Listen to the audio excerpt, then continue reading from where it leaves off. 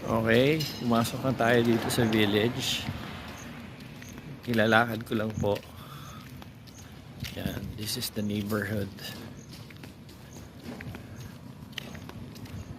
So, yan.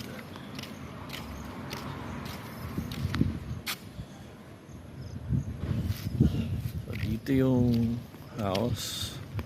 Pagpasok mo ng gate guard, unang street kanan,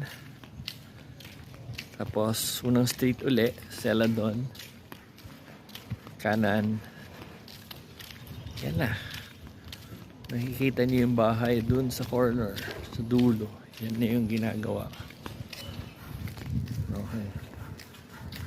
Townhouse type to, Elsa.